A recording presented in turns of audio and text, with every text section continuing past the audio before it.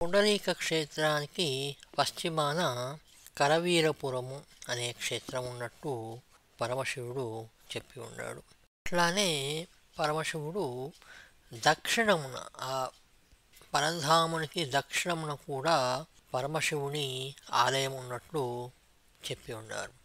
మనకు చెన్నూరుకు దక్షిణమున మనం జాగ్రత్తగా గమనిస్తే పటంలో కత్తెరసాల మల్లన్న కూడా మనకు ఉన్నారు.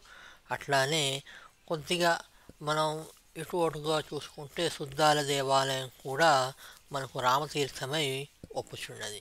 ఉత్తరమున నృసింహక్షేత్రం ఉన్నట్టు నార్త్ ఈస్ట్ ఈశాన్యం అని చెప్పుకున్నాం కదా, అదే పునరుక్తి ఇక్కడ మళ్ళీ చెప్పి ఉన్నారు. ఇక బ్రహ్మ మానసపుత్రుడు అయినటువంటి సనందుడు తన శిష్యులతోనూ మునులతోనూ కురు సామ్రాట్ అయినటువంటి ధర్మరాజును చూడటానికి పోయినాడు. సన్నివేశం ఏమిటంటే కురుక్షేత్ర సంగ్రామం అయిపోయిన తర్వాత ధర్మరాజు పట్టాభిషేకం అయిన తర్వాత జరుగుతున్నటువంటి రోజులు ఇవి.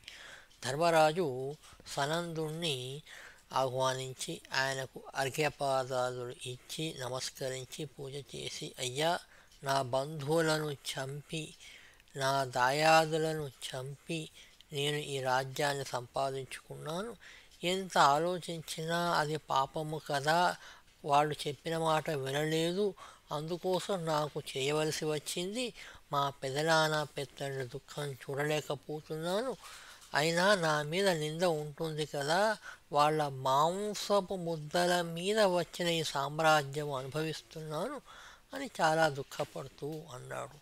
అప్పుడు సనందుడు ఏమంటాడంటే, నాయనా సర్వ పాపములను హరింపచేయువాడు శ్రీహరి నీ యందు ఉండగా ఎందులకు నీవు భయపడతావు, ఎందులకు నీవు బాధపడతావు, ఆ శ్రీహరి ధ్యానమే సర్వదా పాపముక్తము నాయన అని చెప్పి ఉన్నాడు. ఇక్కడ అదే పాండురంగని రూపము, అదే శ్రీకృష్ణుని రూపము, సులభ ప్రసన్నుడు మనకు అని చెప్పటం ఈ కథ యొక్క సారాంశంగా రామకృష్ణ కవి శ్రీ పాండురంగ మహత్యములో మనకు వివరించి ఉన్నారు.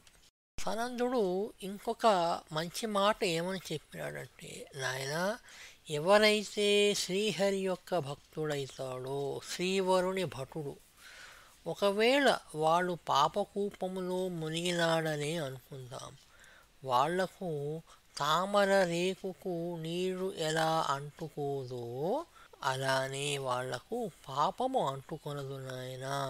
నిజాయితీగా ఎవరైతే పాండురంగణ్ణి లేక శ్రీకృష్ణుని రాత్రింబగళ్ళు ధ్యానం చేస్తూ ఉంటారో వాళ్లకు ఎటువంటి పాపము అంటదు అని సనందుడు ధర్మరాజుకు చెప్పి ఉన్నాడు.